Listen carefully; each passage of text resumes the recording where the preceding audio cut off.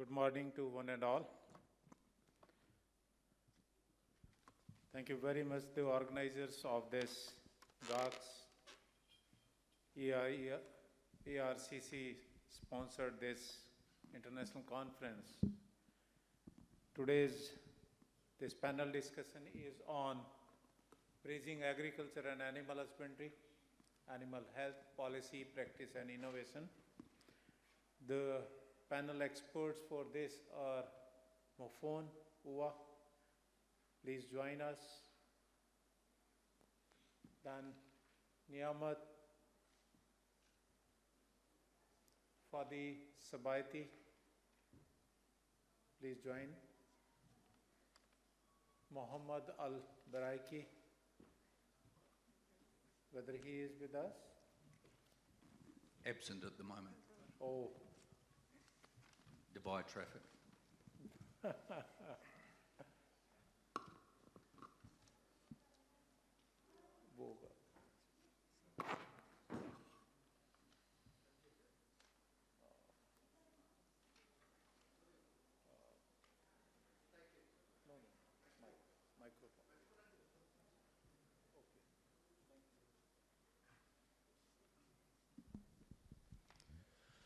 So I welcome all the panel experts for this important session that is on bridging the agriculture and animal health.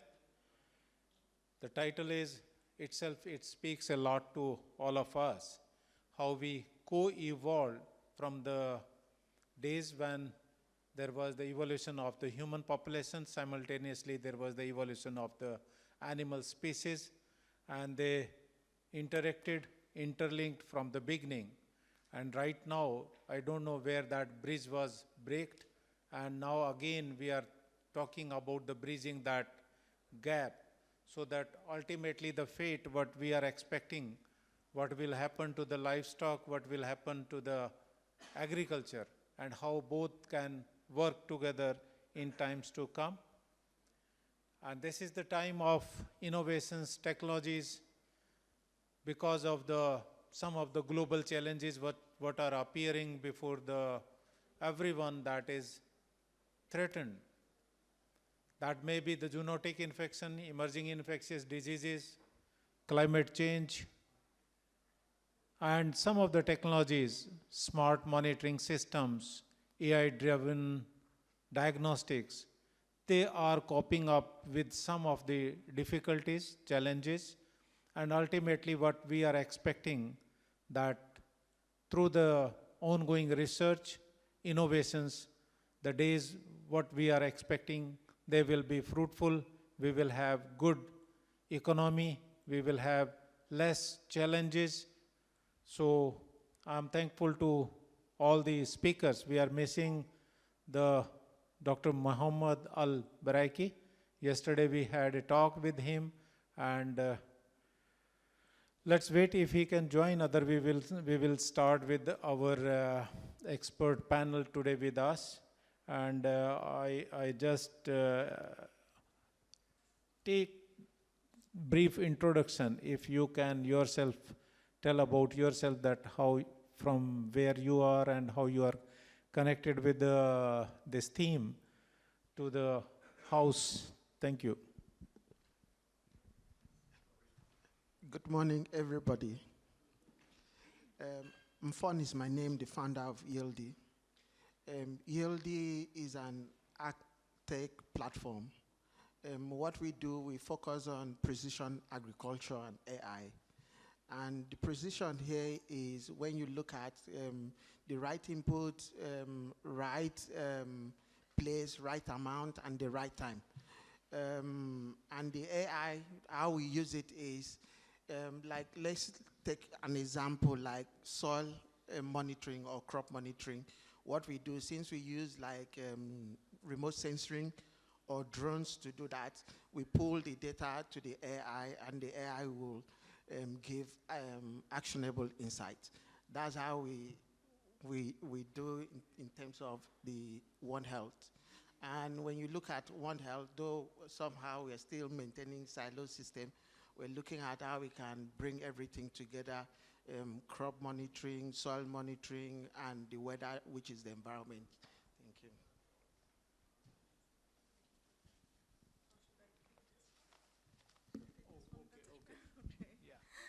Hello, everyone. This is Namet Tazi from Poultry Sync. Poultry Sync, mainly what we do is that we have a platform for managing the poultry value chain, the chicken value chain, from right after genetics until the supermarket. What we do actually is that each part of the value chain has a lot of inefficiencies. We have broilers, breeders, hatcheries, slaughterhouses, feed mills, laboratories, and each one of them have a lot of inefficiencies. In fact, around $60 billion is wasted every year because of these inefficiencies. And that's what we're doing. We have an end-to-end platform that actually helps in identifying these inefficiencies and minimize any loss in water, energy, and feed inside the whole value chain.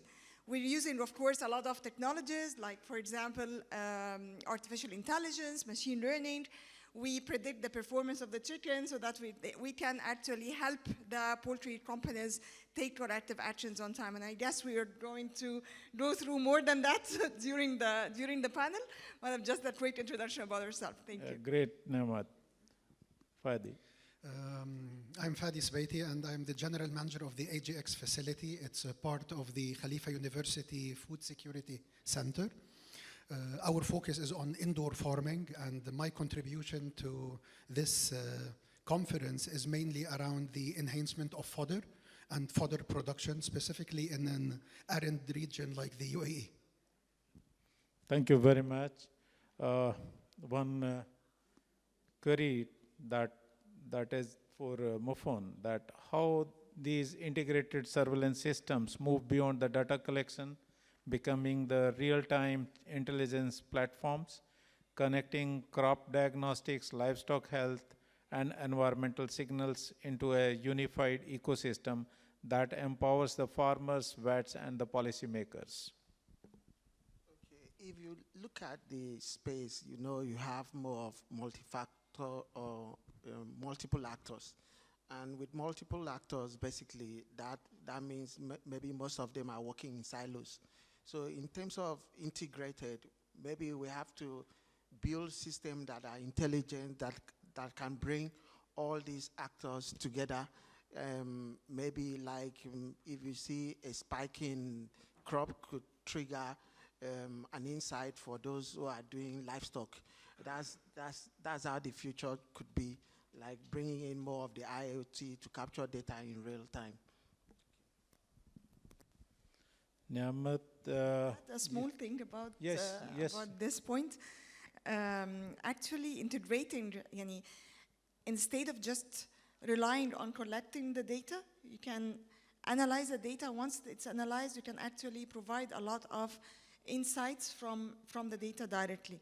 So, so the idea is not just a matter of collection, it's integration and analysis. So once you integrate the data through different parts of the value chain, I'm talking about chicken right now, not crops. No, it is very much. So through the value chain, once you connect them and once you have a lot of measures and performance measures from one area to the other, so you can actually get the output or let's say an example. The hatchery, you can, inside the hatchery, you get the hatchability, fertility, hatch or fertile, and this actually acts as performance of the breeders. So you cannot actually get the performance of the breeders without having the KPIs from the hatchery. So once you integrate both, you'll be able to get more insights. The same thing also about the sensors. Once you integrate some information from the sensors, like for example, the weight scales, you can get more information and you can get more insights, integrating that data to the operational data, to the production data, to the vaccines data, to each one of them, you'll be able to get more insights and optimize more. Exactly, you are right that we have to take that data ultimately to the stakeholder where it has to be implemented. For the policymakers, according to that data only, they are analyzing and ultimately making some of the important decisions which affects the farmers at the last level where that technology must reach, or the emergency teams reaches to that site. So you are working on a very interesting area. Poultry is liking of everyone. And since yesterday we are enjoying some of the poultry products also. So my question is regarding the unified digital platforms that transforms early detection, rapid response across the poultry and livestock value chain, and what key policies can support this shift, if you can throw some light on that. Of course. So I can actually say that one of the main things that we can help with is, again, we can go back to the integration. So I guess you can take the word. So I guess it's okay. Thank you. So I guess we're all working in separate silos. So once we actually integrate all this, it's a different game. It's a game changer. So mainly what we did actually is that we help in poultry state, we help different parts of the value chain integrate together. We have integrators that already integrated, and we had contract growers that actually can be integrated to the main integrator at the end. So that's what we did, and in that case, we have, for example, laboratories where we can get results from PCR, ELISA, all the results of the different samples that are sent from the farmers. We can get the results and connect it to the production data through the daily data that they are adding through our solution. And once all that data is integrated, we can actually send insights to the farmers. In that case, you can send advice, you can send insights, you can tell them that there is a problem in one of their houses, you can tell them there are a lot of opportunities that are opening once you do that. And in order actually to take that to a national level and for the policies, we work with different governments, and each government or each country has different challenges. And they can get the benefit, or can get the benefit and the data and integrated data by different motivations to the farmers. So for example, in Saudi Arabia, they already give a lot of subsidy for the farmers. In order to give the subsidy, they take the data in return. And that data used to be sent in it's not standard case. They can just call the farmers and get some data. Some data are sent to as Excel sheets. Right now, using our solution, it's standardized. It can come automatically from all the farmers throughout the kingdom. And in that case, they can actually have more insights and more control and monitoring over the whole kingdom through that application. So this is how, once you integrate it on the whole kingdom level or the country level, you'll be able to get more insights. And as Dr. Muhammad yesterday was talking about ADAFSA, targeted vaccination targeted vaccination, reducing the vaccine level and reducing the antibacterial level, reducing a lot of resources throughout the whole kingdom. This can be done quickly and easily once everything is integrated. So the idea is integration at the end. That is great. Do you have some experience of getting that data from the small farmers? That community normally we miss all over the world. Majorly it is the commercial farms or the big farms that are taken in all data analysis. Okay, so this is one of the main challenges, and we're working with medium and large companies right now, but integrating the small farmers through the medium and large companies. So if the integrator already works with small farmers as contract growers, we integrate the contract growers in the same value chain of the large and medium company. We're working right now with a couple of corporates as well, so that we can actually do that. And one of the lovely things that can happen through these events that we were talking, actually, me and and Yufon here, that we can actually integrate. Yani we can help each other so that we can all integrate and we can get the benefits from each solution, and we can help the whole economy at the end. So this is something that we can work on. Thank you. We had a very interesting talk in the morning, Fadi, on Kisan Salam, with so much integration with the drones and IoT devices. If you have, you can give some intake on that, how IoT devices, drones, satellite imagery is transforming the system at the field level. I believe it does, but my focus is on indoor farming. So we're looking mainly into solutions that could be applied both indoors and outdoors. So for the indoor solutions, we're trying to optimize technologies, the inputs that are required for growth. And for the outdoors, we're mainly working on variety selection and variety development. And we have a project with ADAVSA in order to focus on plants that are drought tolerant and heat tolerant. And this brings us back to the policies. So there's additional regulations that going on that prohibits farmers from growing their own fodder for their animals. And I guess most of you here know that Al-Zahra is an Emirati company. It's the largest fodder provider in the world. So the Emirati farmers have access to cheap fodder. The edge here is to provide them with a local supplement that's very rich in minerals and protein content. So this is where the areas of research and our focus is. So in addition to the technology for growing indoors, it's about doing proper variety selection and crop conditioning in order to tolerate the harsh conditions of the Emirates and to produce the required yield in terms of protein content and minerals.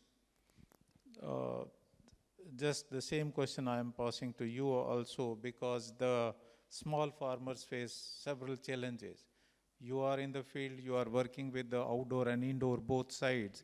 If you have some case studies from that side for the small farmers, what the real challenges they are facing?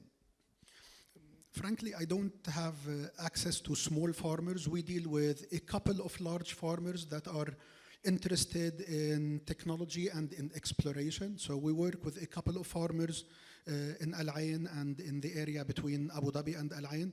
And it's mainly for R&D purposes. So we're doing pilots with these farmers, and we would check what works in a controlled environment, whether it would work when it goes out to the natural habitat. So yes, we have those trials, but these are in very limited quantities. Mainly our partners are usually institutions like ADAVSA and the likes. So these are the people that actually keep track of data and keep track of the limits of the experiment to check the validity of inputs and outputs. Thank you. Mafon, you were saying. Okay, I want to add to how drones and IoT are helping. So, like we have experience working with outdoor, not indoor farming. So, first, if you want to monitor like your crop health and all that, you can use something like remote sensoring, where you monitor vegetative indexes. You can also use drone, multispectra, to do that. And for soil health, remote sensoring can do the same thing. But for us, we prefer the local kind of monitoring where we use IoT. Then for the environment as well, you can use remote sensoring. And so far, we've seen how this helped the farmers to improve their yield. I can add a small thing Yes, regarding please. the small farmers Yes, as yes, well. go ahead. Yeah. Yes. One of the main things, because we work with small farmers throughout the contract growers or the large companies, so we work directly with them where they can actually use our solution directly. So I guess it's a matter of, it's not about technology. We need actually to find out what are the challenges that they already work with and try to solve these challenges whether using technology or not. So this is the main thing. So what we worked, for example, one of the main challenges that all the farmers have is internet. The ability also to have internet connection all the time. So what we did in our solution, for example, is that our solution works online, and when there is no internet, it goes offline, and they can work and continue working even inside the chicken house where there is no internet at all. They can actually work with it, and once they are outside and going to a place where there is a signal, it can connect automatically, and it will be sending the data and work without any problem. So this is one of the things. The other thing is not pushing also the farmer to invest in new hardware or new capabilities that they cannot afford, for example. So one of the things that helped us also is when we went to the farmers at the beginning, we are high-tech people and coming from a technology background. We're not farmers. So we will be creating the best high-tech monitoring station that can be added in the farms, and they can have everything online and dashboards and everything. Once we did that, we had like a pilot and our MVP, and we went to a farmer and, oh, I can buy this, and you can, no. I will not invest in this. And then when we go to a poultry company with billions of dollars and everything, they will not buy it as well because they have their controllers. So what we did is that we stopped the hardware and we said, okay, we will connect with whatever they have, with whatever the capabilities of the farmers have, and they can use our solution directly without having to buy new things. And if they have something, we can integrate with whatever they have. Mofon, you are a tech man, and we had a good discussion in the morning also that how things are going. Just a small your input on that low resource settings. During that, how can mobile-based surveillance system that is gaining a good way in India also? We are having good data from them, and that can empower the farmers and community of the health workers. What is your take on that? Okay, with a mobile app, I think if every farmer could afford it, those can help in collecting data on real time. And if all this data is integrated, I think in terms of monitoring, it will be very easy to do that. And if like cost is the problem, I think there are basically ways the cost could be reduced if providers can expose API for them to get this data collected. Namath, there is one query regarding the practical steps that can help the small and medium grower contribute to the national early warning system using the simple digital tools without adding the operational burden. That you can elaborate further. I can add something because I already talked about the capabilities and everything, but one of the things that can help also is having different ways of motivating these farmers. So vaccination advisory, for example, giving them insights, giving them something that like a gamification tools where they can actually, like games, everyone like games. So if we add inside the applications where they can actually from the nationwide applications, or I don't like to say it's surveillance. I like to say monitoring from the government, for example, they can add like gamification or tools where they can actually benefit from. So these are different things that can be done. Also, to increase the adoption of the farmers, it has to be very easy to use. So easy to use without a lot of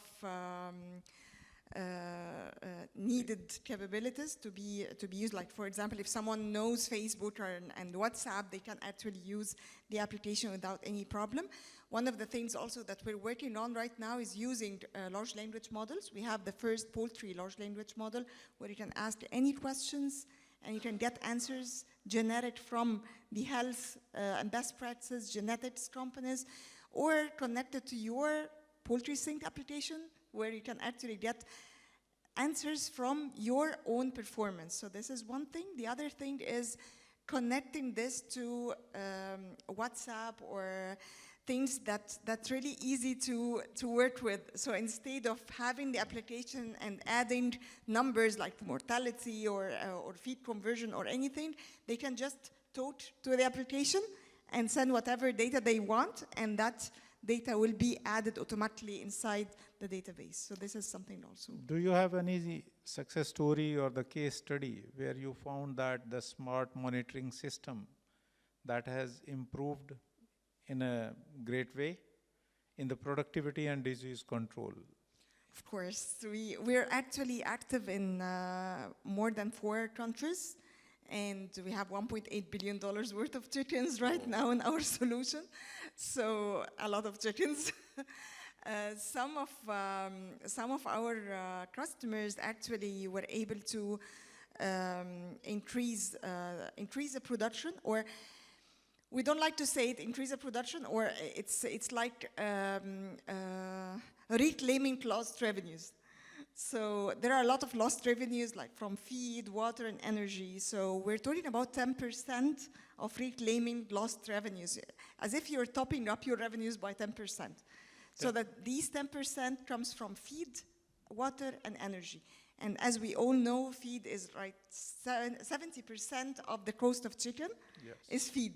Yeah. So if you can be able to reduce the consumption of feed by 1 gram for each chicken, it's millions of dollars. So that's what we do. This is great input than what has been done by the smart technologies. They are improving the avoiding the wastage and improving the production and profit of the farmer and the commercial houses.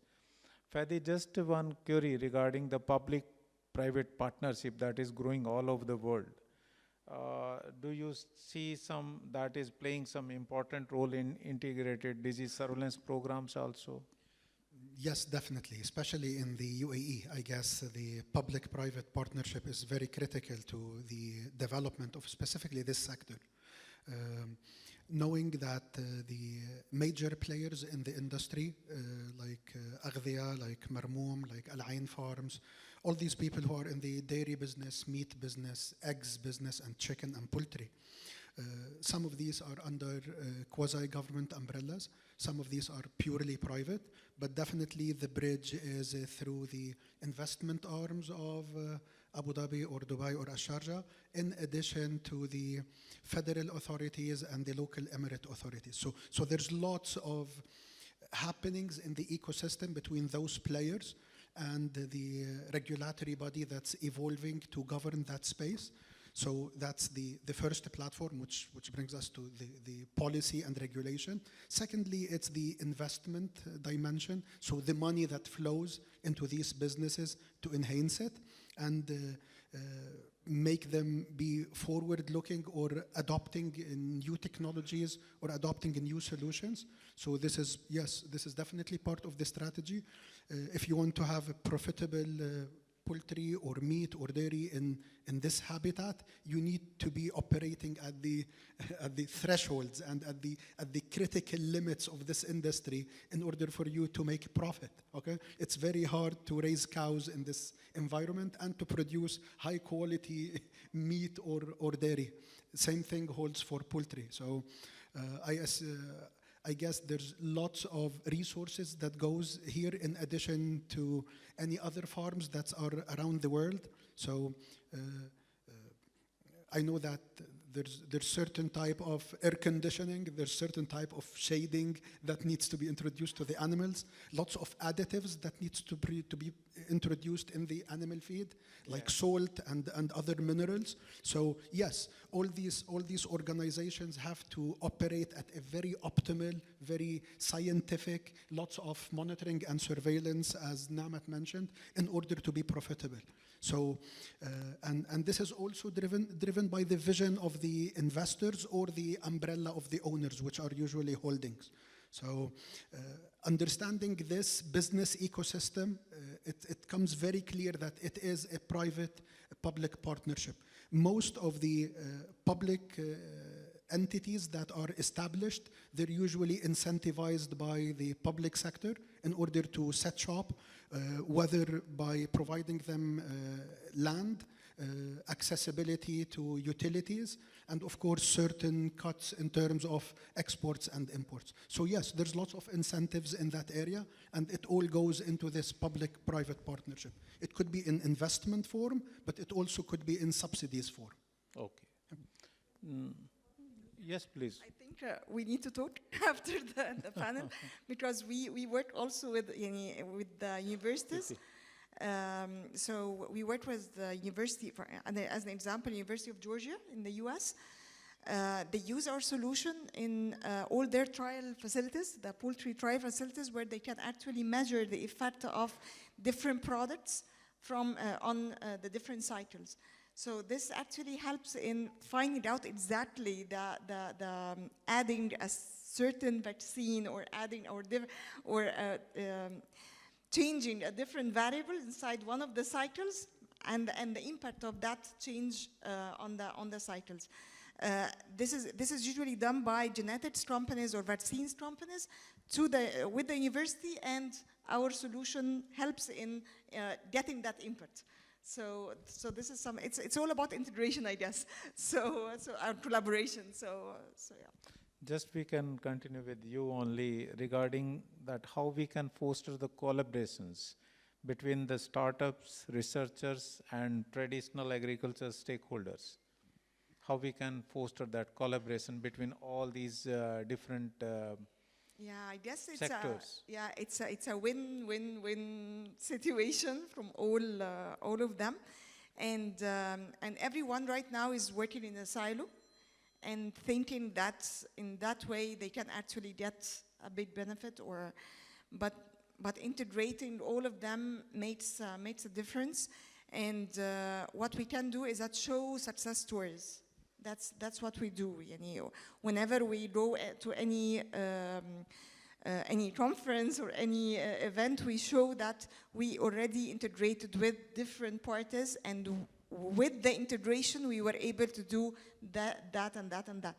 And the output is really great, because 1 + 1 is never 2. It's always more.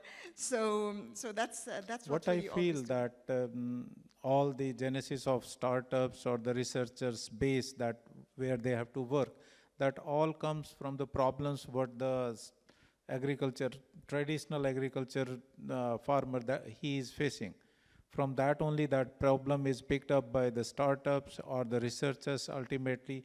But we have to coordinate between these all three so that the benefit reaches to the farmer. Ultimately, he must be the beneficiary for all of us. Exactly. It has to be from different perspective. Yeah. Because everyone will see it from his perspective, and the value will really comes from that collaboration.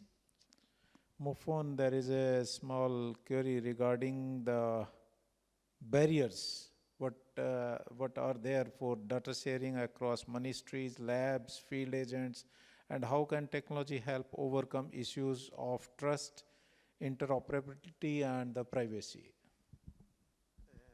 Okay, I know this data privacy is key, and security as well. So I think that's where the policy comes in, to make sure everybody is aware of what is happening, who owns what, and one can as well adopt what they call federated model, where you own your data, but the insight can be useful for different people. And when that happens, your data is not exposed, the raw data, but just the insights. Yeah. do you have some suggestion on it, that what are the biggest challenges or the barriers for data sharing? Yeah, it's What you are facing at your place, at your ministries, or the... yeah. So mainly one of the main challenges in data sharing is that each poultry company or each farmer feels like this is my data, I don't want to actually give it to the ministry, or I don't want to even share it with anyone, even the service provider like us.